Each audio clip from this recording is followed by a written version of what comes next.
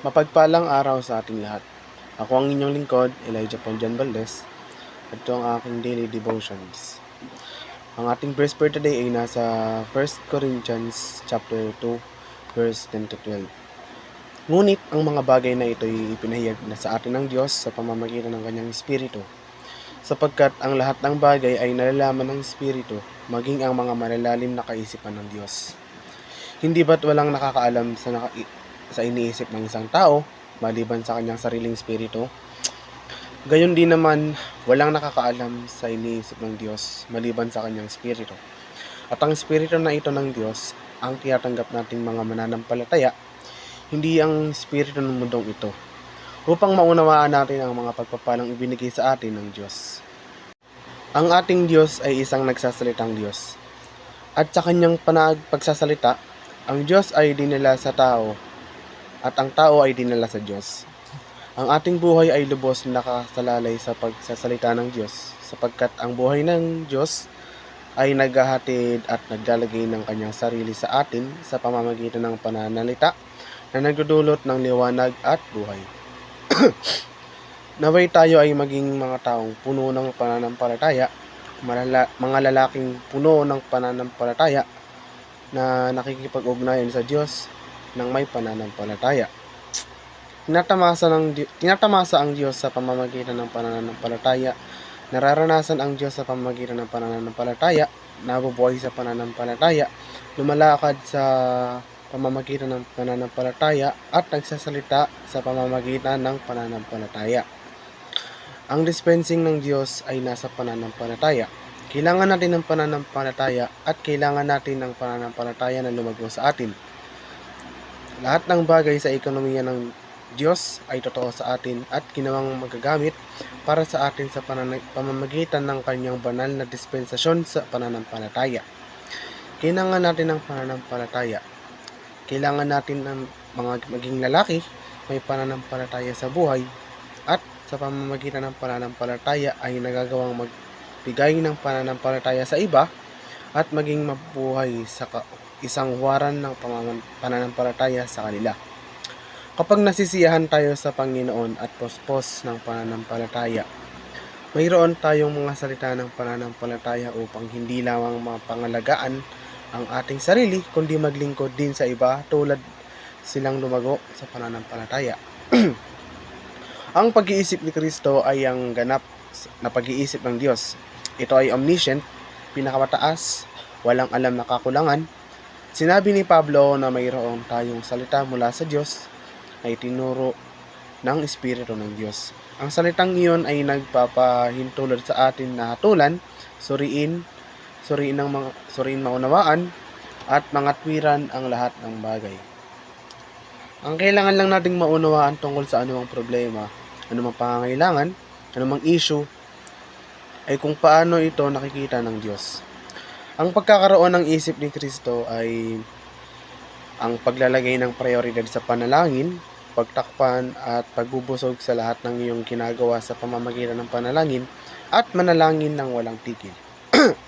Ang pagkakaroon ng isip ni Kristo ay pagbabahagi ng kanyang pasanin sa pamamagitan para sa simbahan at sa mundo.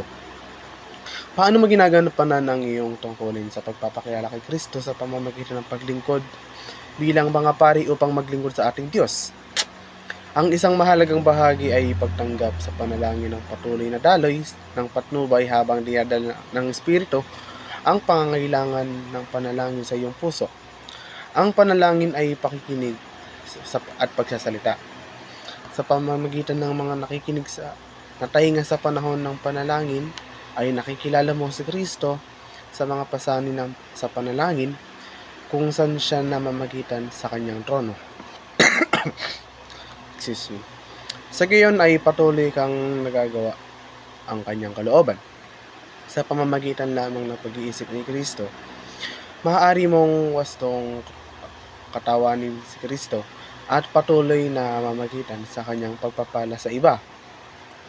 Nais ng Diyos na magkaroon ng malalim, personal, matalik na relasyon sa bawat isa sa atin. Si Jesus, ang ating Panginoon at tagapagligtas, ang buhay na Diyos, ay gustong mamuhay sa atin at baguhin tayo sa pamamagitan ng kapangyarihan ng kanyang banal na Espiritu. Ngunit hindi niya ipipilit ang kanyang sarili sa atin. Dapat nating piliin na magtiwala sa kanya at anyayahan siya sa ating buhay. Ang iyong buhay ba ay isang serye ng mga maikling pakikipagtagpo sa Diyos, o sa tingin mo ba ay nabubuhay ka nang malapit sa iyong tagapagligtas na si Kristo sa isang pag-iral na ganap at sumuko sa kanyang banal na kalooban? Upang mamuhay sa isang matalik na pakikipag-isa sa Diyos, dapat natin ibigay sa Diyos ang pinakamataas na lugar o ng karangalan sa ating buhay. Dapat tayong magtiwala sa Kanya ng buong puso, at dapat tayong magpakumbaba sa kadakilaan ng Diyos at may kababaang loob na kilalanin ang ating kahinaan at kamalian habang kinikilala natin ang kapangyarihan at kawalan ng pagkakamali sa Diyos. Nagkakamali tayo, ngunit ang Diyos ay hindi.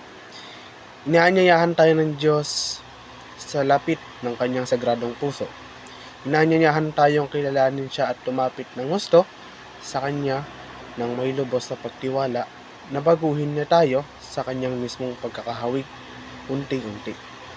Kapag kausap mong Diyos, maririnig mo ba siyang nagsasalita pabalik sa iyo, at paano mo malalaman na Diyos yun?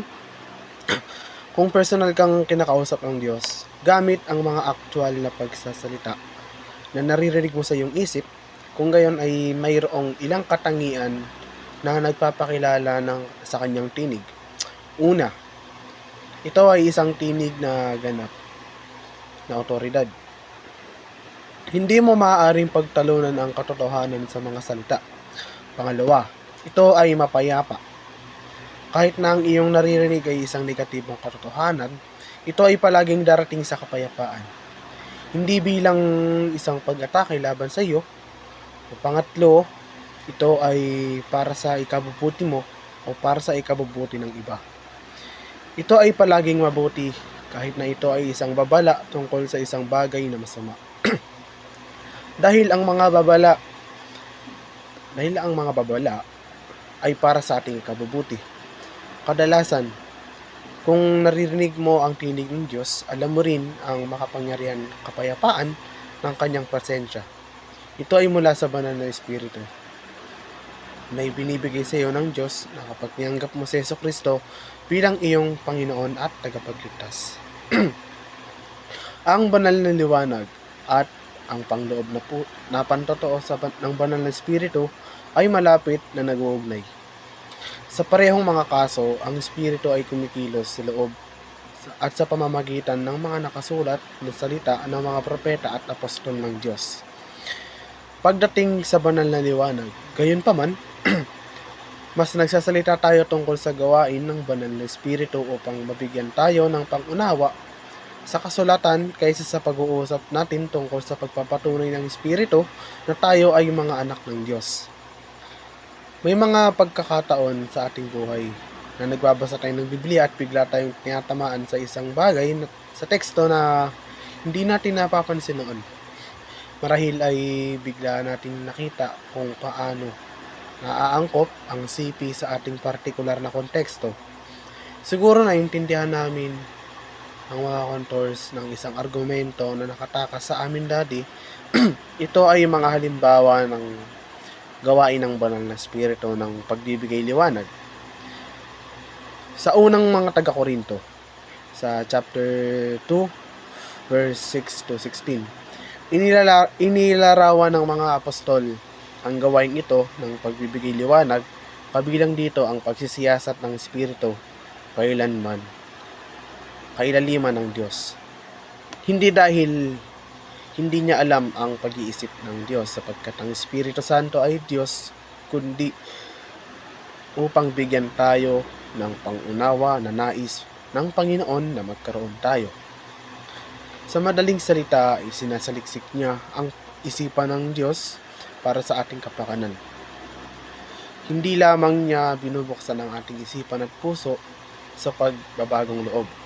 Sa halip, nagpapatuloy siya sa buong buhay nating mga Kristiyano upang gawing makabuluhan sa atin ang Ebanghelyo at kumbinsihin tayo sa katotohanan nito. Ang pakikinig sa Diyos sa ating buhay ay isa sa pinakamahalagang salik sa pagpapaunlad ng ating espiritualidad at epekto sa iba. Bagamat tila mahirap marinig ang kanyang tinig, matitiyak ko sa inyo na hindi ito kasing hirap ng iniisip ninyo. Walang formula o natutulong sa atin na marinig ang kanyang tinig. Ngunit may ilang mga spiritual na sangkap na magpapaunlad sa ating pananampalataya, pagsasanay at spiritualidad na pakiramdam. Sa parehong paraan, dahil ang banal na espiritu ay nabubuhay sa atin, responsibilidad nating mamuhay sa paraang nagpaparangal at gumagalang sa kanyang presensya. Itinuturo sa atin ng kasulatan na huwag siyang bighatiin at maging banal dahil siya ay banal. Gayunpaman, ang kakayahang marinig ang tinig ng Diyos ay hindi lamang nakadepende sa kabanalan. Ito ay nakasalalay din sa ating kamalayan sa kanyang presensya na nagpahintulot sa ating mga espiritu na makilala kapag siya ay nagsasalita. At kapag ang ating pagiging sensitibo ay nakatuon sa pakikinig mula sa Diyos, pagkatapos nito ay maririnig natin ang mga salita mula sa Kanya na hindi kukunin ng iba. Magkakaroon tayo ng mga pagkakataon sa Diyos na darating sa atin na kapag kumilos ay magiging dahilan upang tayo ay maging mas epektibo at mabunga kaysa sa karaniwan. Muli, ako ang inyong lingkod, Elijah Paul Jan Valdez, at dito na nagtatapos ang aking devotion.